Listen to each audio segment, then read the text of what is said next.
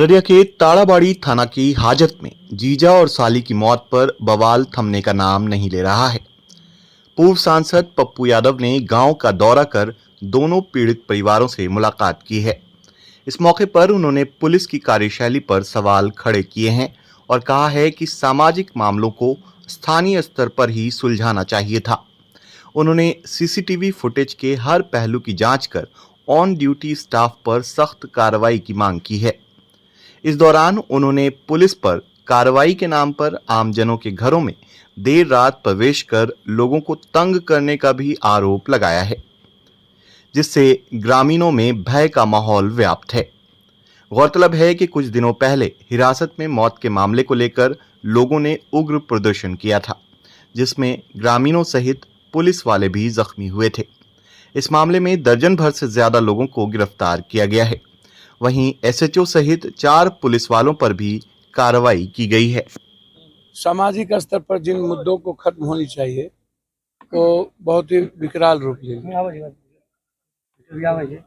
परिवार का मामला है। एक तो एक धुर जमीन नहीं है, एक तरफ 5 बेटी, दूसरी तरफ जीने के कोई रास्ते नहीं, यहाँ भी जीने के कोई रास्ते नहीं। हम दो पहलू मुद्दों के कारण है। एक तो इसकी मदद हो जाए, एक न्याय से हो जाए कि क्या कारण था कि महिला पुलिस नहीं गई, और थाना में क्या कारण है कि एक ही चौकीदार पर पूरा थाना, जो लोग ऑन ड्यूटी थे वो कहाँ। सीसीटीवी फुटेज का जो पहला पहलू है वो उसका क्या है, लास्ट पहलू क्या है।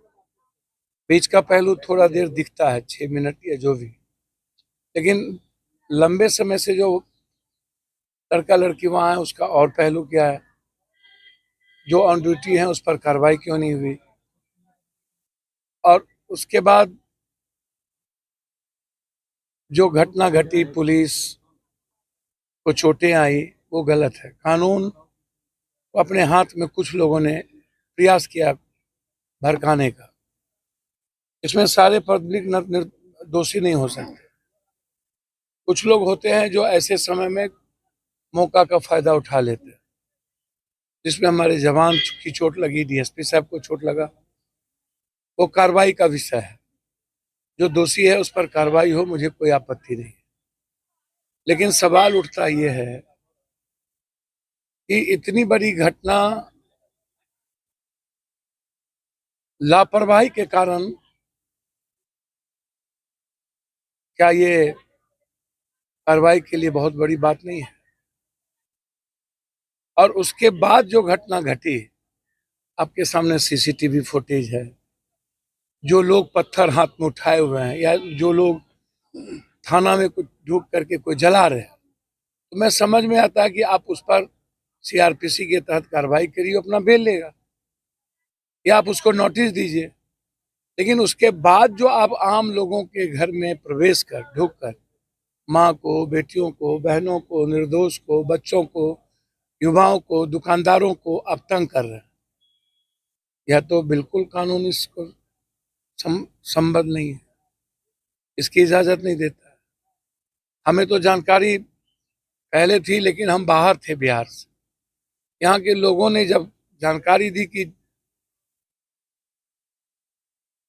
पुलिसिया जुल्म गलत तरीके से बढ़ रहे हैं, मैं फिर कह रहा हूं कि कानून जिन लोगों ने हाथ में लिया उसको आप सीसीटीवी के आधार पर ही आप दोषी मानिए और उसको कोर्ट में प्रक्रिया के तहत उसकी वारंट निकाल के उसकी गिरफ्तारी करिए। लेकिन उसके घर में 10 बजे रात के बाद, 12 बजे रात के बाद, 2 बजे रात में जाना और पूरा आतंक का माहौल बाजार से लेके गांव में दहशत पैदा करना, यह एक कानून के रखवाले का दायित्व नहीं है, ये गलत है। हम उसी उम्मीद और विश्वास के लिए यहाँ आए ताकि इनके भीतर जो किसी प्रकार का डर है, भय है, और जो एक माहौल बना हुआ है कि क्या हमको भी पकड़ लेगा, हमें भी सेल लाठी मार देगा, चलते फिरते राही को मार देना, लाठी चला देना, यह जो डर है ये कम हो। आईजी साहब से बातचीत हुई, एसपी साहब से बातचीत हुई। हमने कहा है कि आप कार्रवाई करना चाहते हैं करिए, लेकिन दोषी बचे नहीं, निर्दोष फंसे नहीं। और दोषी को बचाने के लिए उनके परिवार पर जुल्म हो और गांव में जुल्म हो, यह कहीं से भी संविधान के लिए, लोकतंत्र के लिए और कानून के रखवाले के लिए सही नहीं है। इस परिवार को, दोनों परिवार को मैंने आर्थिक मदद की है ताकि ये 2 महीने के इनके बच्चे हैं, ये परवरिश कर सके। गोरी समाज से आते हैं। मैंने उस परिवार को भी जिसके बेटे खोए चले गए, 2 बच्चे खोए गए, उनकी भी मदद की ताकि वो अपने छोटे बच्चों को व्यापार में लगाया जा सके। मैं तो सिर्फ मदद ही कर सकता हूँ। और आम